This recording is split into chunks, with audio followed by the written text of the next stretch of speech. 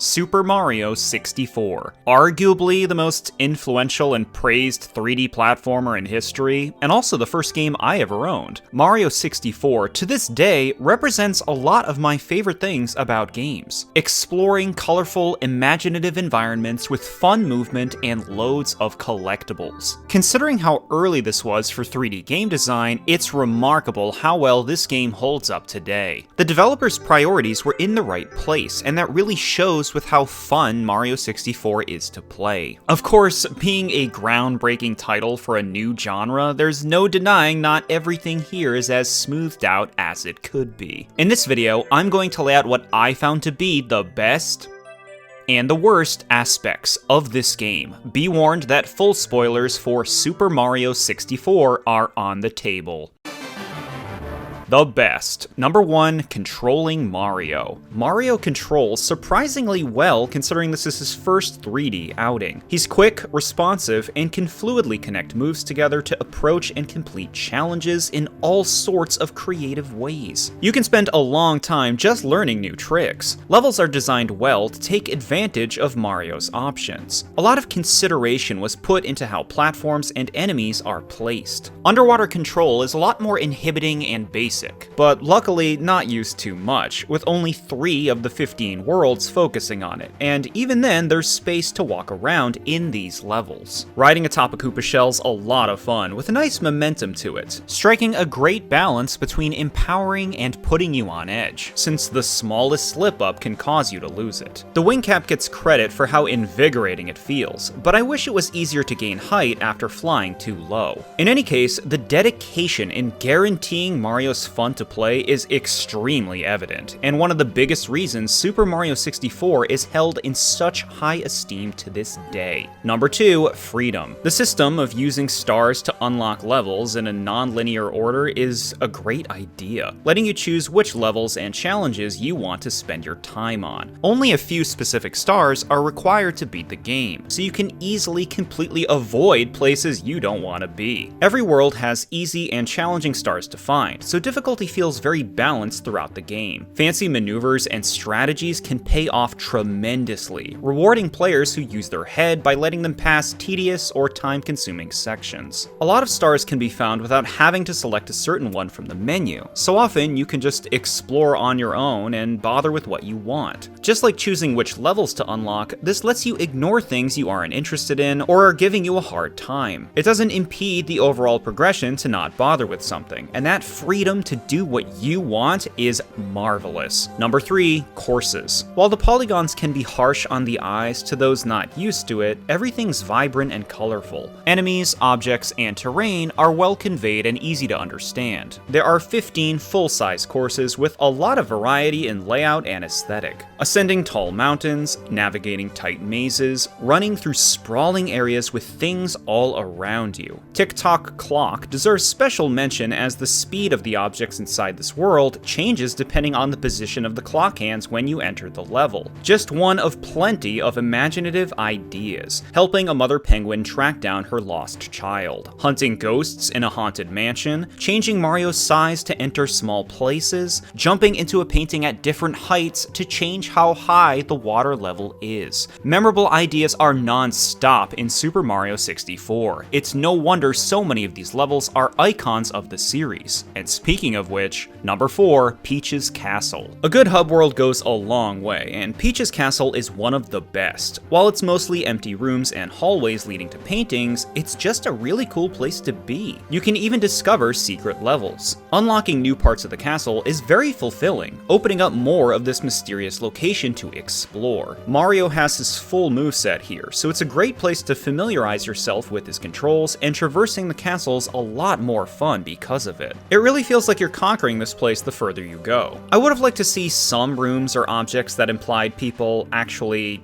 live and do things here as opposed to a bunch of empty rooms, but I can't complain too much about that. It just would have been nice for some context. Number 5, Princess Peach. It might seem strange to give Peach an entire highlight when she's barely present throughout the game, but straight up, I just like this iteration of Peach. On all accounts, she's your traditional Peach, but I particularly like the voice she has in this game screen because it gives her a very different vibe. Don't get me wrong, there's nothing special about this voice acting, but it does make her feel like an adult, sounding a lot more confident and wise. You know, like I could actually buy She's a Princess.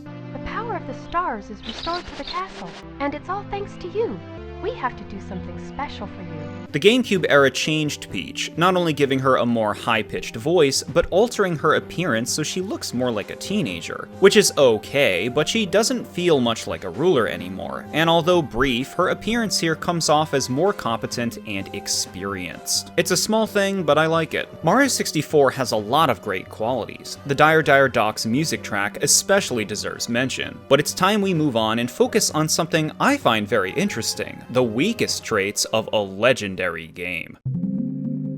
The worst, number 1, the camera. This is a common issue for a lot of early 3D games, and while Mario 64's camera could certainly be worse, it still has problems. Often, the camera simply won't turn in certain directions, making some jumps and paths a lot more difficult to traverse. The camera is overly considerate of walls and objects, so it just won't move at times. In some situations, it'll even start to drift on its own, determined to portray the shot from a specific angle, even if you try to correct it. It also pulls away from Mario to show where a star appears, but this can happen at unfortunate moments, where you're mid-jump or about to get hit with something. And when it snaps back, it'll have completely changed alignment, which can mess up your awareness and response. It's not afraid to get caught on things around you either, and can even obscure the view of Mario himself. First-person viewing is also not great, since Mario's head takes up a fair amount of the screen, reducing the usefulness of the feature in the first place. So yeah, overall, the camera could use a lot of polishing up. Number 2, filler, cryptic, and 100 coin stars. A lot of stars are carelessly tossed around levels. Examples include jumping on an enemy to get over a wall, shooting to a pillar and jumping on a platform, or wall kicking by some big rocks. I guess these are more about figuring out how to get them, but even so, levels appear a lot more content-rich than they are. Only about half the stars in each world feels special, while most others can be obtained very quickly, sometimes in under a minute and only a few inputs. Often, stars will ask you to repeat the same thing with a slight change, such as sliding down a slide faster than before, scaling a mountain all over with a minor change at the end, or knocking some enemies into lava within sight of where you did it last time. A bigger issue is the more cryptic stars. Some of these are so random that unless you're trying nonsensical things or messing around with every corner of the level, it'd take forever to figure them out without some kind of guide. Finding 5 secret numbers in a course can be a nightmare, and boils down to fiddling with every little thing until you happen to find them. There's no rhyme or reason to any of it. There's also nothing sensible about opening chests in a random order, but the player just has to stumble into the solution through trial and error. By far the worst example is the star in Womp's Fortress, that requires you to randomly shoot yourself into the corner of a wall with nothing conveyed to suggest that outside of a vague hint in the star select. This inclusion is baffling, and makes absolutely no sense to me. 100 coin stars round out the padding, and while sometimes these can be enjoyable, most levels are too stingy with giving out coins, so you have to obsessively search every area to hit 100. Even worse are the courses separated into 2 sections, creating the horrible possibility of being unable to collect enough coins because you left the first area prematurely. They're kind of a slog to do, and the poor draw distance on coins